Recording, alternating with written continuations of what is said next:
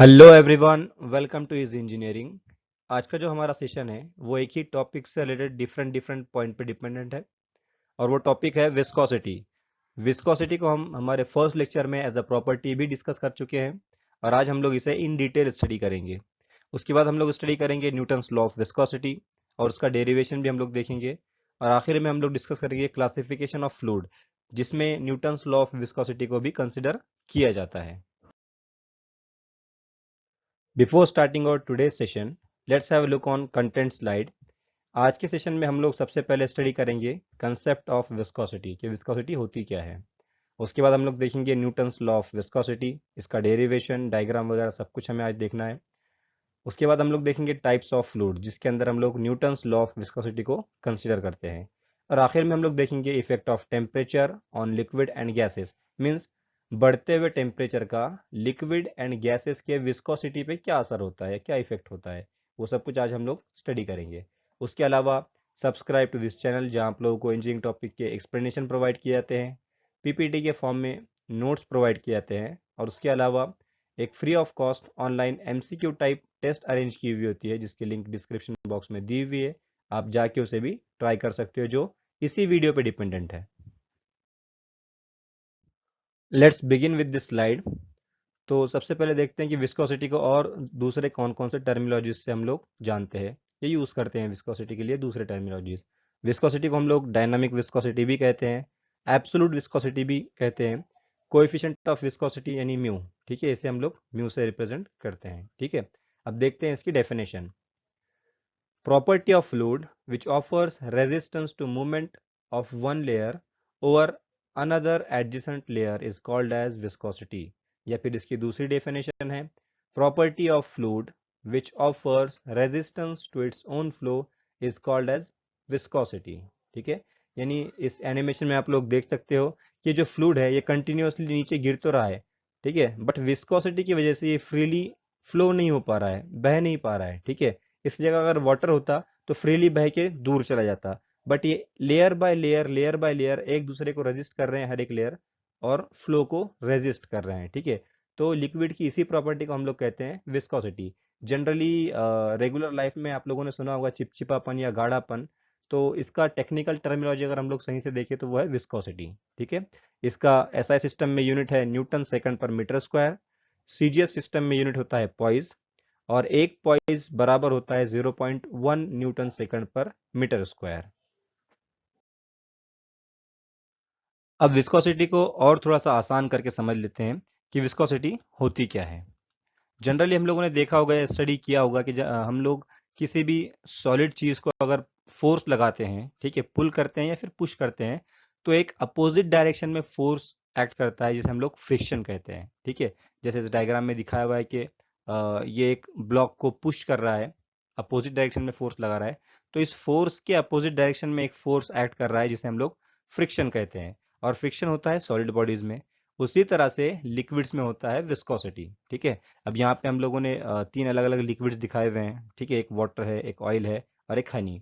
ठीक है, तो ये यहाँ पे क्या होगा कि जैसे जैसे हम लोग वाटर या फिर ऑयल या फिर हनी को नीचे गिराएंगे, तो नीचे तो ये लिक्विड गिर रहा है ग्रेविटेशनल एक्सेलरेशन की वजह से या फिर ग्रेविटी की वजह से। ठीक है, बट कोई धीमा गिरेगा, ठीक है, कोई फास्ट और कोई ज्यादा फास्ट गिरेगा। वो क्यों होता है? इनकी विस्कोसिटी की वजह से।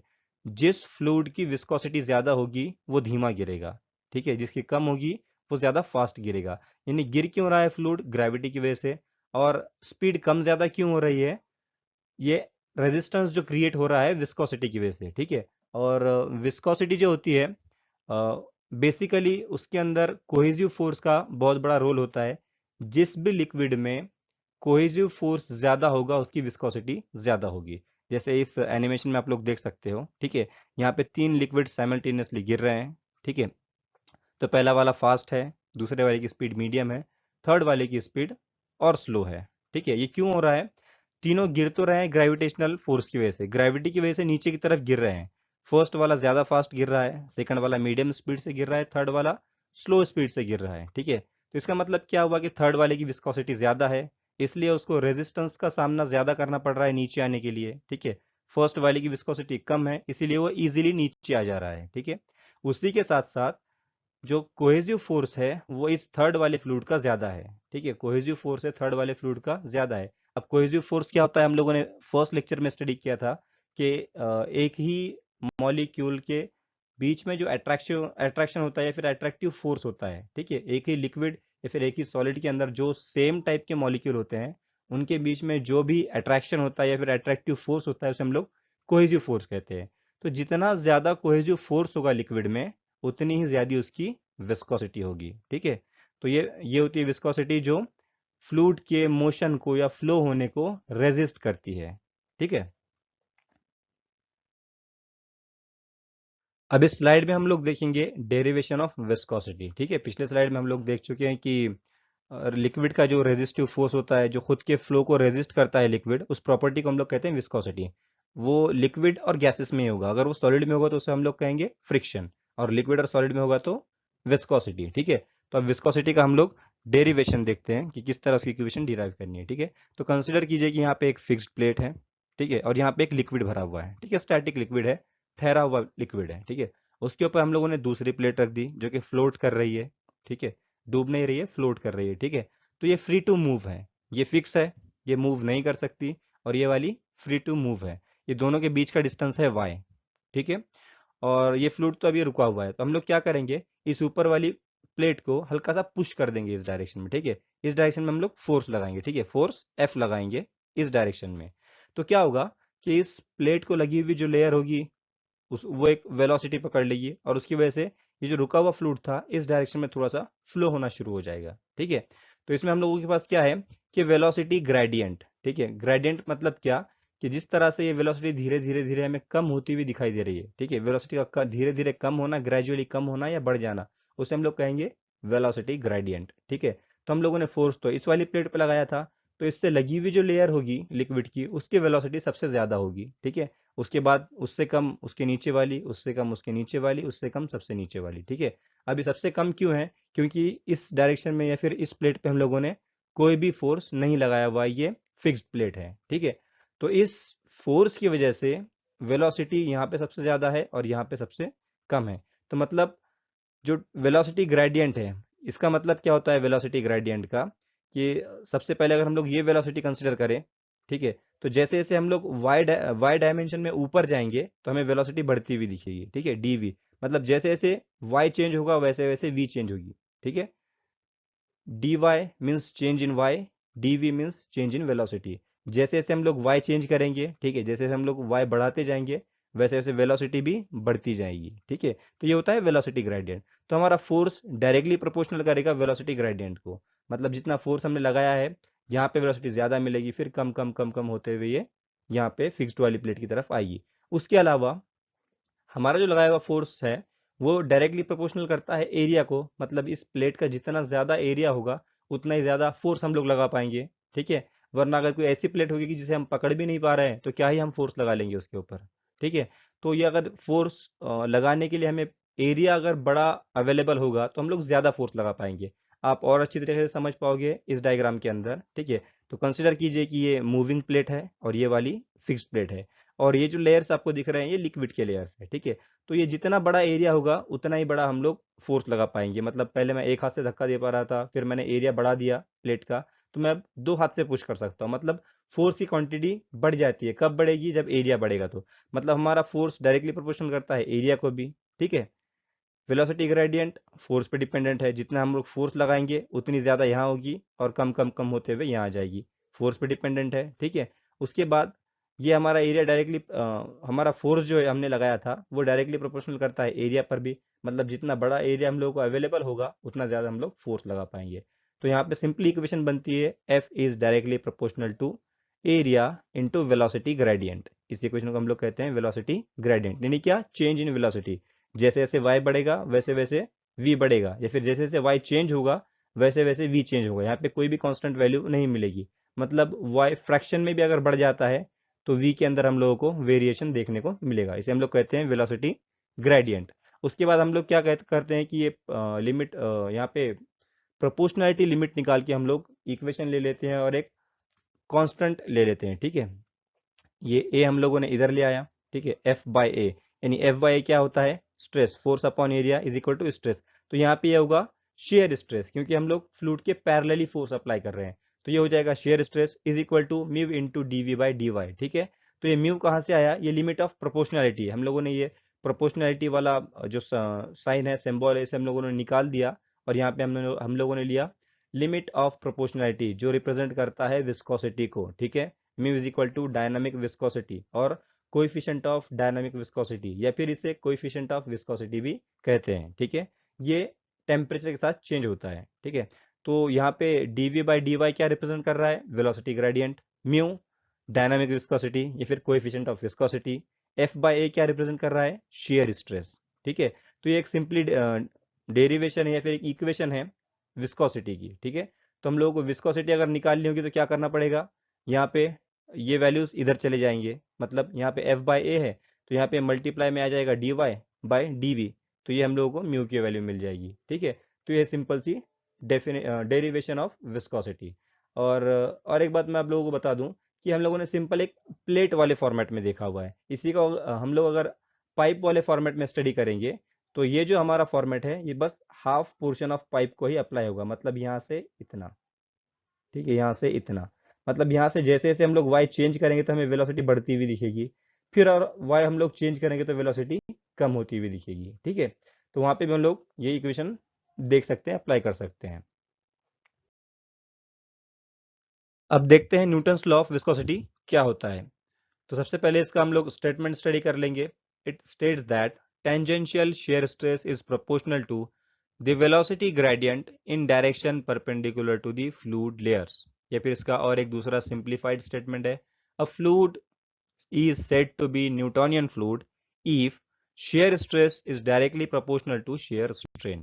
मतलब सिंपली, ठीक है, आप लोगों को जो स्टेटमेंट इजी लग रहा है वो आप लोग याद कर सकते हो, लेकिन इसका मीनिंग क्या है कि अगर किसी भी फ्लूइड के ऊपर मैं थोड़ा सा भी स्ट्रेस लगाऊंगा तो मुझे स्ट्रेन के अंदर चेंज मिलना चाहिए। ठीक है, मतलब मैं थोड़ा सा भी एफर्ट लगाऊंगा तो मुझे कुछ ना कुछ हरकत फ्लूइड के अंदर दिखनी चाहिए। ठीक है, तो सिंपली क्या कहता है ये लॉ कि अगर मैं फ्लूइड के ऊपर जरा सा भी स्ट्रेस लगा रहा हूं तो मुझे आउटपुट में कुछ ना कुछ मिलना चाहिए। अब वो क्या मिलना चाहिए हम लोग अगली वाली स्लाइड के अंदर देखेंगे।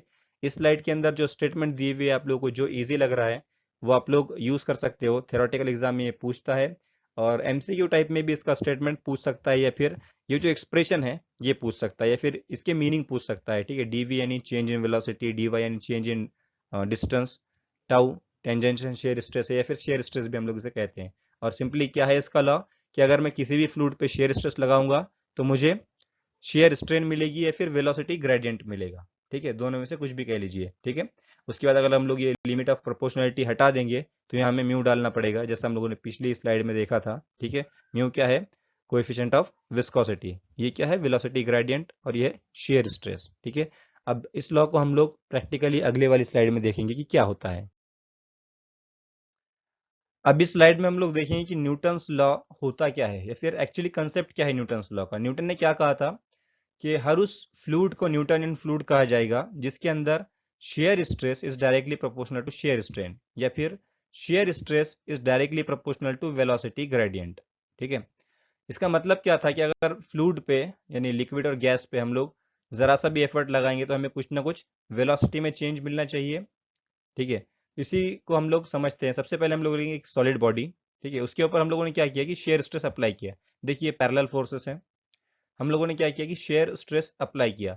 तो ये सॉलिड बॉडी में क्या होगा कि जैसे जैसे हम लोग स्ट्रेस अप्लाई करेंगे तो ये बॉडी उसे रेजिस्ट करेगी। ठीक है, ये सॉलिड बॉडी है तो एक लिमिट तक ये बॉडी उसे रेजिस्ट करेगी हमारे लगाए हुए स्ट्रेस को, और उसके बाद ये धीरे धीरे डिफॉर्म होना शुरू हो जाएगी। मतलब एक लिमिट तक ये रेजिस्ट करेगी या मान लीजिए एब्जॉर्ब करेगी, या फिर कोई भी डिफॉर्मेशन हमें देखने को नहीं मिलेगा। ठीक है, फॉर एग्जाम्पल हमने जीरो से लोडिंग शुरू की, ठीक है, और हम लोग 10 20 30 तक गए, तब तक हमें कोई भी डिफॉर्मेशन देखने के लिए नहीं मिली। ठीक है, उसके बाद जैसे ही 31 वाला फोर्स हमने अप्लाई किया, 31 न्यूटन वाला, हमारा स्ट्रेस बढ़ गया, तब 31 वाली वैल्यू पे हमें थोड़ा सा डिफॉर्मेशन देखने को मिला। मतलब 30 तक हम लोगों ने स्ट्रेस कंटिन्यूसली अप्लाई किया लेकिन आउटपुट हमें कुछ भी नहीं मिला।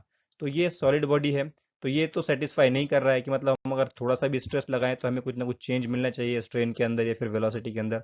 तो हमें 30 तक स्ट्रेस लगाया हमने इसके ऊपर, हमें कोई भी आउटपुट नहीं मिला, मतलब ये सॉलिड सेटिस्फाई नहीं कर रहा है न्यूटन्स लॉ को।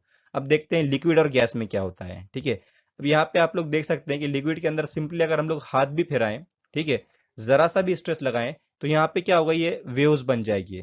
ठीक है, अगर स्टैटिक फ्लूइड है तो मूव होना शुरू हो जाएगा, और अगर मूविंग लिक्विड है या तो उसकी वेलोसिटी बढ़ जाएगी या फिर कम हो जाएगी। ठीक है, लेकिन क्या होगा कि हम जरा सा भी अगर स्ट्रेस लगाएंगे तो हमें कुछ ना कुछ चेंज जरूर देखने को मिलेगा। ऐसा नहीं होगा कि ये लिक्विड मतलब पानी है, पानी के अंदर हम लोगों ने हाथ डाला हुआ है और पानी मूव ही नहीं हो रहा है, ऐसा कभी नहीं होगा। हम जरा सा भी स्ट्रेस इसके ऊपर लगाएंगे तो पानी थोड़ा बहुत तो भी मूव होगा। ठीक है, उसी को हम लोग कहेंगे चेंज इन वेलोसिटी या फिर वेलोसिटी ग्रेडियंट या फिर चेंज इन स्ट्रेन।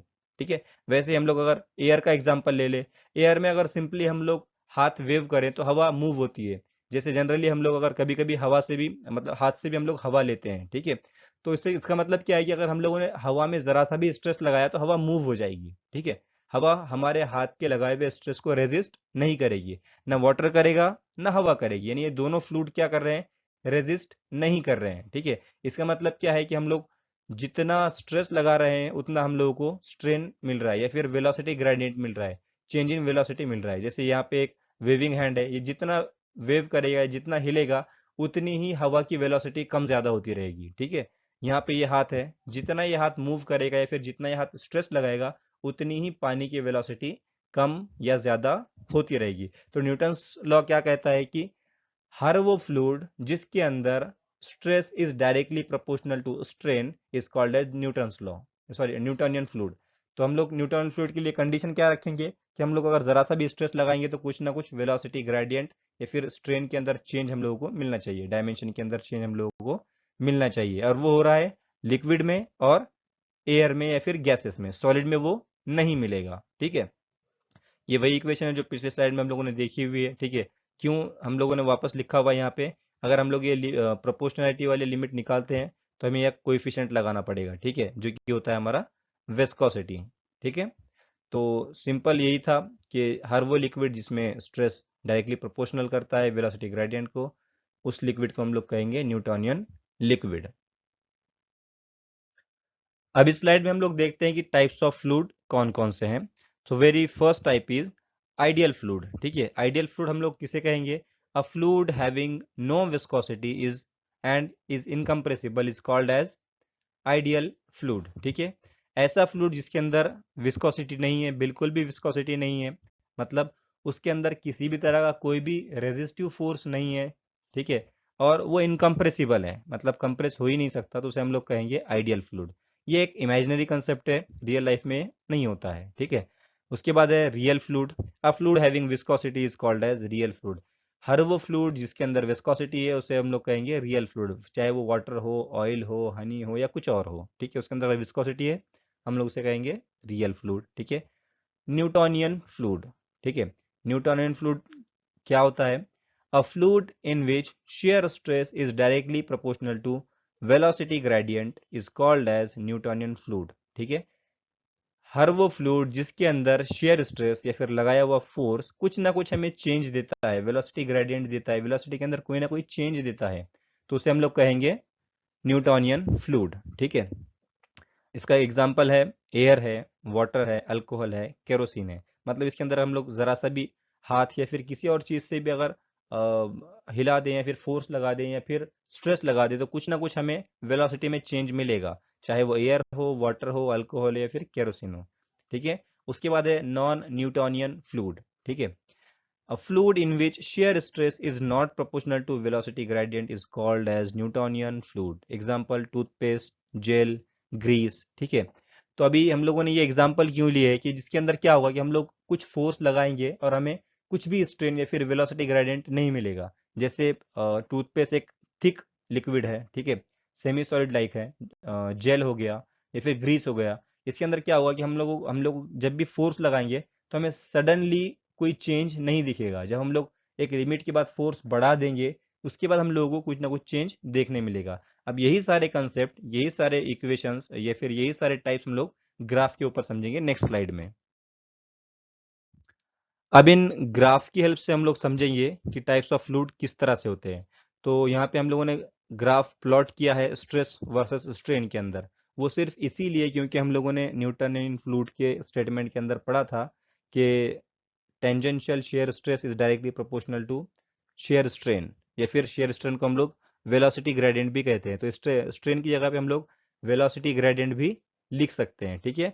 और स्ट्रेस की जगह पे हम लोग शेयर स्ट्रेस भी लिख सकते हैं। एक्चुअली ये शेयर स्ट्रेस ही है और ये है वेलोसिटी ग्रेडियंट, बट हम लोगों ने स्टेटमेंट के अंदर ये दोनों टर्म्स यूज किए थे, इसलिए हम लोगों ने यहाँ पे लिखे हुए हैं, ठीक है। तो सबसे पहले हम लोग एग्जाम्पल ले लेते हैं वाटर का, ठीक है। वाटर का एग्जाम्पल ले लेते हैं। तो क्या होगा कि मैंने थोड़ा सा स्ट्रेस लगाया, मुझे कुछ ना कुछ स्ट्रेन मिली यहाँ पे, ठीक है। फिर थोड़ा स्ट्रेस बढ़ाया, फिर थोड़ी सी स्ट्रेन बढ़ गई, फिर स्ट्रेस बढ़ा, फिर स्ट्रेन बढ़ी। मतलब ये पॉइंट ऐसे ऐसे हम लोग को मिलते जाएंगे, ठीक है। मतलब जैसे जैसे स्ट्रेस बढ़ेगा वैसे वैसे स्ट्रेन बढ़ती जाएगी, ठीक है। अब एयर का क्या है कि ये कम स्ट्रेस लगाया लेकिन थोड़ी ज्यादा स्ट्रेन मिली। मतलब मैंने हवा में बस हाथ वेव किया, हाथ हिला दिया थोड़ा सा, तो वेलोसिटी ज्यादा बढ़ गई एयर की एज कंपेयर टू वाटर। मतलब एक सेम फोर्स से मैंने वाटर में एक बार हाथ हिलाया और एयर में एक बार हाथ हिलाया, तो वाटर की वेलोसिटी बढ़ी लेकिन उससे ज्यादा वेलोसिटी बढ़ेगी एयर के अंदर। तो इसीलिए क्या है कि यहाँ पे स्ट्रेन ज्यादा दिख रहा है लेकिन स्ट्रेस की वैल्यू जो है वो कम है, ठीक है। स्ट्रेस की वैल्यू कम है और स्ट्रेन की वैल्यू ज्यादा है। तो फिर जैसे जैसे मैं स्ट्रेस बढ़ाता जाऊंगा वैसे वैसे चेंज इन वेलोसिटी बढ़ती जाएगी, यानी वेलोसिटी बढ़ती जाएगी। पहले मैंने हाथ से मूव किया, उसके बाद कुछ बड़ा सा शीट ले लिया, उससे मूव किया, तो एयर की क्या होगी, वेलोसिटी बढ़ती जाएगी। मतलब जैसे जैसे मैं यहाँ पे शेयर स्ट्रेस बढ़ाता जाऊंगा तो मुझे वेलोसिटी ग्रेडियंट बदला हुआ मिलता जाएगा। मतलब स्ट्रेस बढ़ेगा तो वेलोसिटी के अंदर भी चेंज आता जाएगा, ठीक है। वाटर का भी वैसे ही है, स्ट्रेस बढ़ता रहेगा तो वेलोसिटी के अंदर चेंज आता जाएगा, ठीक है। अब ऑयल जो होता है वो थिक होता है, ठीक है। उसका अंदर का कोहेसिव फोर्स थोड़ा ज्यादा होता है, थोड़ा सा विस्कस होता है ऑयल। तो मुझे क्या करेगा, थोड़ा ज्यादा स्ट्रेस लगाना पड़ेगा और मुझे धीरे धीरे स्ट्रेन मिलेगा। मतलब ऑयल का सडनली वेलोसिटी नहीं बढ़ेगा। जैसे वाटर का हम लोग देख सकते हैं कि सडनली वेलोसिटी बढ़ जाता है जब हम लोग उसके अंदर से हाथ मूव करते हैं, हैंड मूव करते हैं, तो उतना इजीली ऑयल का नहीं बढ़ेगा, ऑयल का बहुत धीमा धीमा बढ़ेगा, ठीक है। यहाँ आप लोग देख सकते हैं कि इतना बड़ा स्ट्रेस लगाने के बाद हम लोगों को इतनी सी वैल्यू मिली स्ट्रेन की, ठीक है। तो ये धीरे धीरे बढ़ेगा, लेकिन जैसे जैसे मैं स्ट्रेस बढ़ाता जाऊंगा तो ऑयल के अंदर भी वेलोसिटी ग्रेडियंट मुझे मिलता जाएगा, ठीक है। अब ये तीन ग्राफ क्या रिप्रेजेंट करते हैं, देखिए कि इसको क्या कर रहा था मुझे कि यहाँ पे स्ट्रेस ज्यादा लगाना पड़ रहा था, सॉरी ऑयल को ज्यादा लगाना पड़ा, एयर को कम लगाना पड़ा, ठीक है।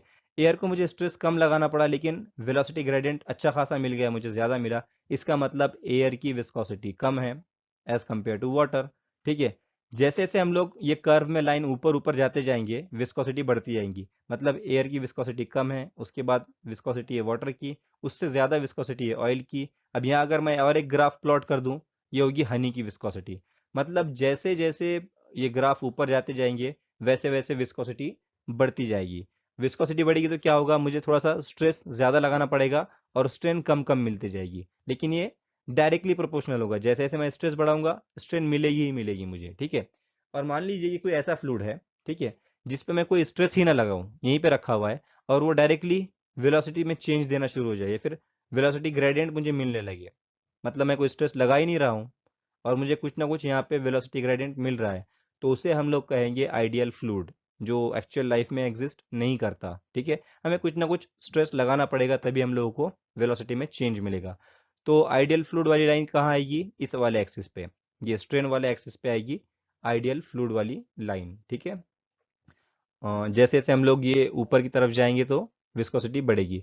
अब क्या होता है एग्जाम के अंदर पूछता है ऐसा ग्राफ देके कभी कभी कि सबसे मतलब तीन वैल्यूज दे देगा आप लोगों को, कोई भी एक्स वाई जेड विस्कोसिटी के, और अरेंज करने के लिए कहेगा। तो सबसे कम वाली वैल्यू इसकी रहेगी विस्कोसिटी की, मिडल वाली वैल्यू विस्कोसिटी की ये वाले कर्व की रहेगी, और सबसे ज्यादा जिसकी होगी वो इसकी वैल्यू होगी, ठीक है।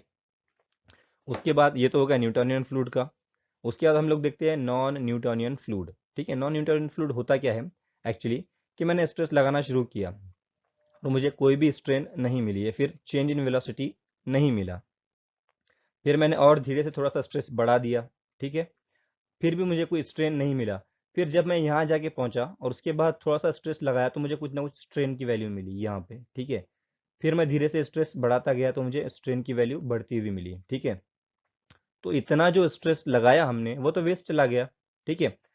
तो ऐसा वेस्ट जिस जिस भी फ्लूइड में जाएगा स्ट्रेस, उसे हम लोग नॉन न्यूटोनियन फ्लूइड, ठीक है। मतलब यहाँ पे हम लोगों ने इनिशियली स्ट्रेस लगाया लेकिन कोई भी स्ट्रेन नहीं मिली। मतलब क्या हो रहा है कि इसमें stress is not directly proportional to strain या फिर वेलोसिटी ग्रेडियंट, ये डायरेक्टली प्रोपोर्शनल नहीं कर रहा है। इतना जो स्ट्रेस था, इतना जो स्ट्रेस की वैल्यू थी, वो तो वेस्ट चली गई। उसके बाद यहाँ से हम लोगों को चेंज इन वेलोसिटी या फिर स्ट्रेन मिलना शुरू हुई। ठीक है, तो क्या होगा, इसका एग्जांपल आप लोगों को मैंने बताया था, टूथपेस्ट या फिर ग्रीस या फिर जेल या फिर मड, कीचड़ जो होता है वो भी इसका एग्जांपल है।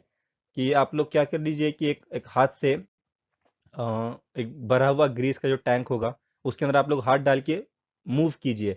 तो आप हल्के हाथ से अगर करोगे तो वो मूव ही नहीं होगा, आप लोगों को थोड़ा सा फोर्स लगाना पड़ेगा। ठीक है, तो वो जो फोर्स आप लोगों का वेस्ट हो गया जो हल्के हाथ से आपने लगाया था, वो ये है। उसके बाद जब आप लोगों ने ताकत बढ़ाई और जोर से फोर्स किया, लगाया उसके ऊपर और जोर से पुश किया, तो उसके बाद जो मूव होगा ग्रीस या फिर जेल, वो ये है। ठीक है, तो इनिशियली जो लॉस हो गया वहां पे, तो क्या हो गया कि न्यूटन की जो लॉ है या फिर न्यूटन का जो लॉ है वो तो कोलैप्स हो गया। मतलब आप लोगों ने स्ट्रेस लगाया लेकिन आप लोगों को स्ट्रेन मिली ही नहीं। तो यहाँ पे क्या होगा, ये सेटिस्फाई नहीं होगा न्यूटन्स लॉ के लिए। यहाँ पे हर एक कर्व न्यूटन्स लॉ को सेटिस्फाई कर रहा है। कैसे सेटिस्फाई कर रहा है, आप जरा सा भी स्ट्रेस लगा रहे हो, आपको कुछ ना कुछ स्ट्रेन मिल रही है, चाहे कम मिलो चाहे ज्यादा मिलो, कुछ ना कुछ आप लोगों को चेंज इन वेलोसिटी मिल रहा है। लेकिन यहाँ पे क्या है, यहाँ से लेके इस पॉइंट तक आप लोगों को कोई भी वेलोसिटी में चेंज नहीं मिला, इसलिए ये नॉन न्यूटनियन फ्लूइड है। तो आई होप कि आप लोगों को समझा होगा कि न्यूटोनियन फ्लूइड और नॉन न्यूटोनियन फ्लूइड में डिफरेंस क्या होता है। ठीक है, यहाँ पे अगर आप लोग जरा सा भी शेयर स्ट्रेस लगाओगे तो आप लोगों को शेयर स्ट्रेन या फिर वेलोसिटी ग्रेडियंट देखने को मिलेगा। यहाँ पे वैसा नहीं है, आपको कुछ ना कुछ जो लगाया हुआ स्ट्रेस है वो वेस्ट जाएगा, उसके बाद आप लोगों को वेलोसिटी ग्रेडियंट देखने को मिलेगा। जनरली इसके जो एग्जांपल होते हैं न्यूटोनियन फ्लूइड के, ये थिक वाले फ्लूइड होते हैं, जैसे सेमी सॉलिड जिसे हम लोग कह सकते हैं, मड हो गया, ग्रीस, जेल। ठीक है, और यहाँ पे न्यूटोनियन फ्लूइड में जो होंगे वो थिन लिक्विड्स होंगे, वाटर है, केरोसिन है, अल्कोहल है। ठीक है, तो वो सारे होंगे न्यूटोनियन फ्लूइड। अब इस स्लाइड में हम लोग देखेंगे कि विस्कोसिटी और टेम्परेचर का रिलेशन क्या है, या फिर विस्कोसिटी पे टेम्परेचर का क्या इफेक्ट होता है। ठीक है, तो इस स्लाइड में हम लोगों ने दो केसेस लिए हुए हैं, एक लिक्विड वाला केस है और दूसरा गैस वाला केस है। ठीक है, तो सबसे पहले हम लोग स्टडी करेंगे लिक्विड वाला केस। ठीक है, इसके अंदर क्या है कि viscosity decreases with increase in temperature. ठीक है, विस्कोसिटी डिक्रीज हो जाएगी अगर टेम्परेचर इंक्रीज हुआ तो। अब ये क्यों होता है मैं आपको बताता हूँ।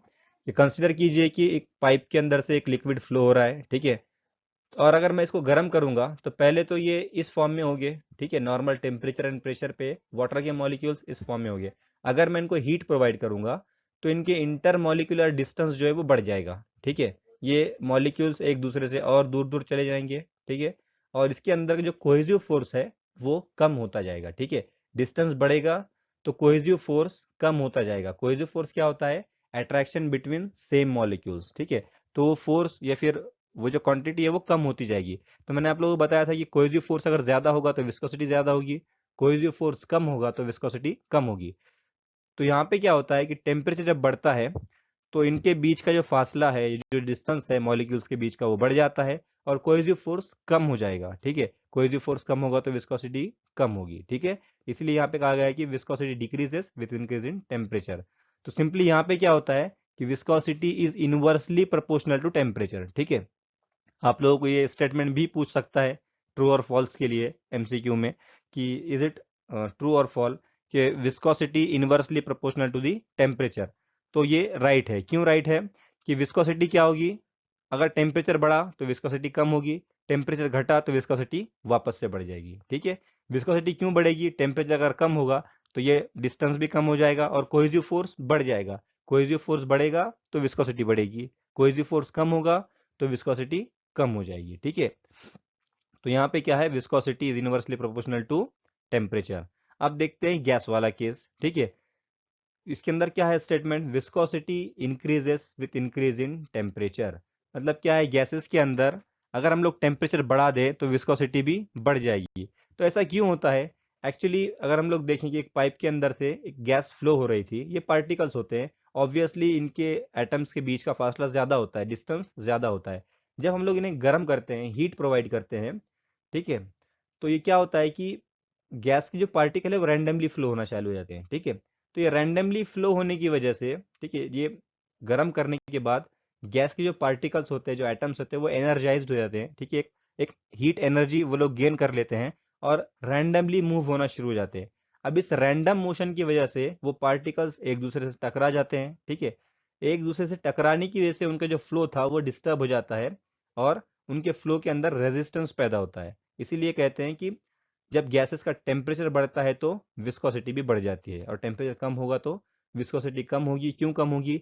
इनके पास एक्स्ट्रा एनर्जी नहीं होगी यहाँ पे रैंडमली मूव करने के लिए, इसलिए ये स्ट्रेट पाथ में ही फ्लो करेंगे। ठीक है, जब हम लोग इन्हें गर्म करेंगे तो ये एनर्जी गेन करेंगे और रैंडमली मूव करना शुरू करेंगे, उसके बाद एक दूसरे से टकराएंगे। टकराने की वजह से इनका फ्लो डिस्टर्ब हो जाएगा, और जो स्पीड थी, जो वेलोसिटी थी, वो ऑब्वियसली कम हो जाएगी। इसलिए हम लोग क्या कहते हैं कि विस्कोसिटी कम हो गई गैसेस की अगर टेम्परेचर बढ़ेगा तो यहाँ पे क्या है, viscosity is directly proportional to temperature. मतलब टेम्परेचर बढ़ा तो गैसेस की विस्कोसिटी भी बढ़ेगी, टेम्परेचर घटा तो गैसेस की विस्कोसिटी कम हो जाएगी। और यहाँ पे क्या था, इनवर्सली प्रोपोर्शनल था। मतलब विस्कोसिटी कब बढ़ेगी? जब टेम्परेचर कम होगा तो, और टेम्परेचर बढ़ेगा तो विस्कोसिटी कम हो जाएगी। अब इन दोनों केसेस को हम लोग एक ग्राफ के ऊपर समझ लेते हैं। ठीक है, ये वो ग्राफ है जहाँ पे हम लोगों ने टेम्परेचर और विस्कोसिटी का एक एक्सेस रखा हुआ है। ठीक है, अब सबसे पहले हम लोगों ने केस स्टडी किया था लिक्विड का। तो देखिए, जैसे जैसे टेम्परेचर बढ़ता जा रहा है, ठीक है, जैसे जैसे टेम्परेचर बढ़ता जा रहा है, वैसे वैसे विस्कोसिटी कम कम कम कम होती जा रही है। ठीक है, यहाँ पे वैल्यू कम है, यहाँ पे टेम्परेचर की वैल्यू सबसे ज़्यादा है, और यहाँ पे विस्कोसिटी की वैल्यू कम है। सबसे ज़्यादा विस्कोसिटी कहाँ है? इस पॉइंट पे जहाँ पे टेम्परेचर सबसे कम है। ठीक है, तो जैसे जैसे टेम्परेचर बढ़ेगा, टेम्परेचर जैसे जैसे बढ़ेगा, वैसे वैसे विस्कोसिटी कम कम कम कम होती जाएगी। किसमें? लिक्विड्स में। ठीक है, और गैसेस के फॉर्म में क्या होता है कि जैसे जैसे टेम्परेचर बढ़ेगा वैसे वैसे विस्कोसिटी भी बढ़ती जाएगी। ठीक है, मतलब यहाँ पे टेम्परेचर सबसे ज़्यादा है और इस पॉइंट के ऊपर विस्कोसिटी भी सबसे ज़्यादा है। ठीक है, तो ये कर्व आप लोगों को सिंपल सिंगल सिंगल भी पूछ सकता है कि ये वाला कर्व लिक्विड के लिए है या फिर गैस के लिए। तो एमसीक्यू में हो सकता है ये क्वेश्चन आए, तो आप लोगों को ये समझना पड़ेगा कि जैसे जैसे टेम्परेचर बढ़ेगा तो लिक्विड की विस्कोसिटी कम होती है, और जैसे जैसे टेम्परेचर बढ़ेगा तो गैसेस की विस्कोसिटी बढ़ती है।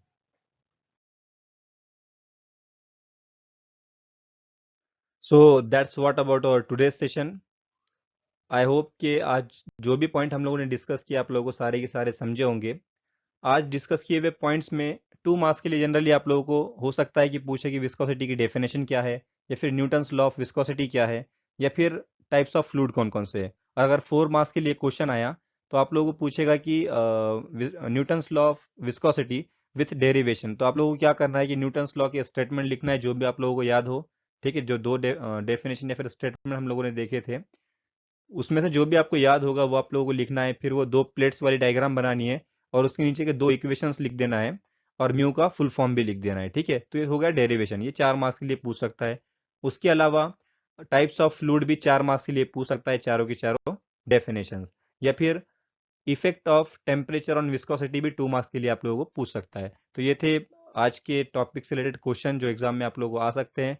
उसके अलावा आप लोगों को अगर कोई पॉइंट नहीं समझा हो, कोई टॉपिक में कंफ्यूजन, तो आप लोग कमेंट सेक्शन में क्वेश्चन करके मुझसे पूछ सकते हो।